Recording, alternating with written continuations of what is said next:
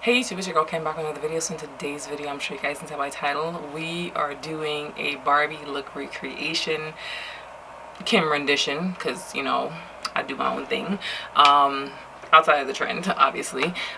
If you're new here, welcome. If you're a returning supporter, thank you for coming back. Don't forget to like, comment, subscribe, share. Also make sure you guys turn on those post notifications so you can know whenever I post. My schedule is Sundays and Wednesdays by 4:30. Sundays are for vlogs, Wednesdays are for other content. So if you guys would like to see how I got this look, then stay tuned. Now I know I look crazy. Hopefully by now in the video you guys would have seen the finished look.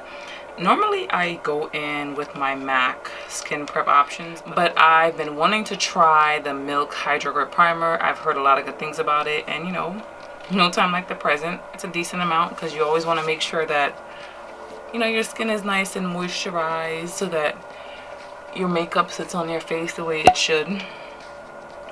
So, you know, this works out, fingers crossed.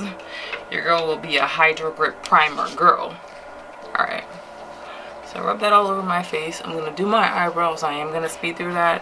If you guys are new and you haven't checked out my YouTube, I have a plethora of videos where I show you guys how I do my eyebrows. So it will not be in the YouTube video, but it will be in the TikTok video. That's why y'all got to follow me on all platforms. Filming on two different things. I'm filming on my iPhone, filming on my camera. I'm currently on the move, but I will link everything down below that I use. So I'm going in with a darker purple in my crease. I'm following it up, I believe, by Stars and Rockets from MAC. And then once that's applied, I'm just going in and blending out my crease. I decided to cut my crease because I realized the look was giving more purple and Barbie definitely gives more pink. So obviously I wanted more pink to show up. I don't even know where to stop recording at. But I feel like the look calls for some white concealer or white liquid line. And I feel like I got white somewhere. Don't ask me where it's at because I haven't used it in a while. But so because I didn't have anything white, I have white concealer. I don't know if you guys remember when I went in with that trend for white concealer. So I'm just going in and cutting this line. I did the same thing on both sides. Once I was done, I attempted to look for my bamboo, but I guess since my trip to New York for 4th of July, I can't find it. So I end up using just some regular setting powder. You know, with makeup, you got to use what you got to get what you want. And it's the look I wanted to go for. So I used what I had. I'm just going back in here and blending out the crease because y'all know I hate a harsh line. And then I decided it wasn't looking right, so I added some dots because I'm like, you know, I really need this to give like Barbie, like dream, and that's just what I felt was gonna do it. If I had rhinestones, I would have added them. Someone on live suggested it, but you know, tis what it is. Now I'm just going in with my regular concealer. Y'all know the drill if y'all been here. You know, conceal everything, blend it out. Unfortunately, part of the footage that I filmed for my camera I don't have, so this is the footage from my phone. Clearly you guys can see a difference in the quality. I do double up on the concealer because I wouldn't be me if I didn't, plus the look calls for it. So I'm just going in and just blending that out.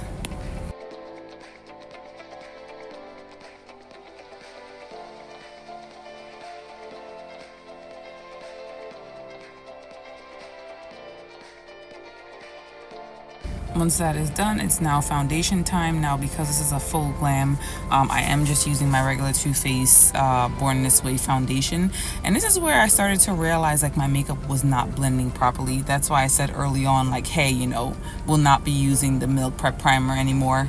You can see here after I put my setting powder, like everything looks cakey. Even when I have to blend out like my contour, it was a difficult process, something that I wasn't used to. So I'm definitely down to trying it again, but I'm glad I didn't try it when I had to go out, and maybe I'll moisturize my face a little bit more to see if it, you know, gets like a different look. The other thing I did not like about the Milk Prep and Prime, I know this video is not about that, but you know, since we're talking about it, we're gonna talk about it. It just didn't settle properly. Like I saw all of my pores, which I am not accustomed to seeing, maybe 2 hours after my makeup was done. And sometimes my other skin prep and other makeup, I just don't get that. So here I'm struggling to blend out the contour, which I never have a problem with. So I'm going over it a couple times, concealer, setting powder. Like the struggle was real, y'all.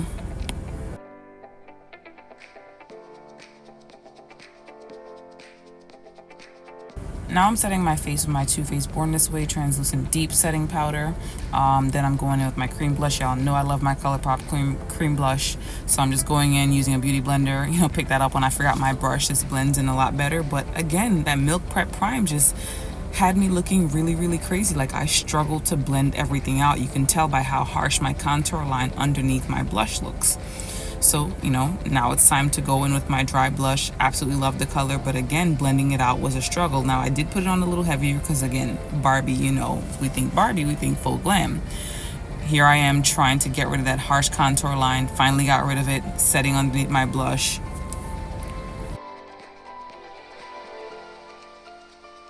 Now it's time to blend out the setting powder under my eye. Y'all see what's going on here?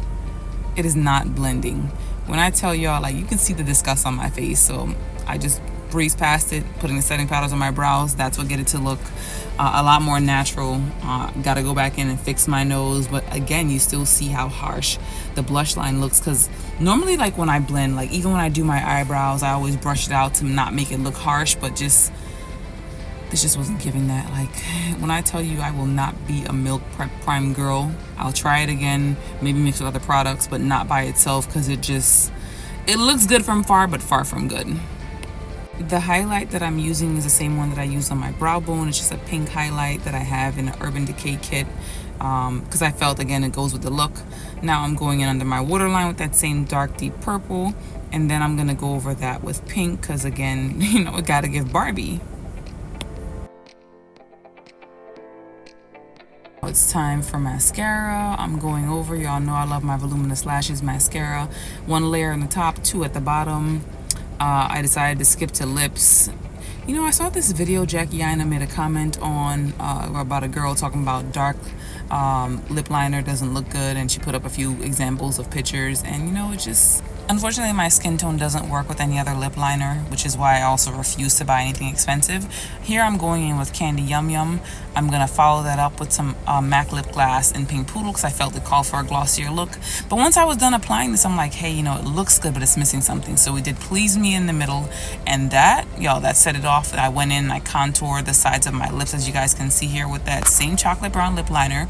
And I know it looks crazy, but whenever I blend it with everything else, it just always goes with the look. I already put white in my waterline, then I'm going in with a little bit of black right in front of the lashes. That just helps to make it look a little bit more natural. When it comes to the hair, y'all know I just slapped this on. I'm not going anywhere. We are using my Renutrient Slick Stick, going in with a hot comb just to press that out nice and flat. Once that's done, I'm gonna tuck it behind my ear. I was on live while I was doing this, so you guys gotta make sure you're tapped in with me on Instagram. And I was telling them, like, you know, it looks like it's missing something. Now, the cap on this wig is not the best. We know how AliExpress hair companies do it. So when I tucked it behind my ear, I had no choice, because the cap is really short. It does not go all the way to my ear.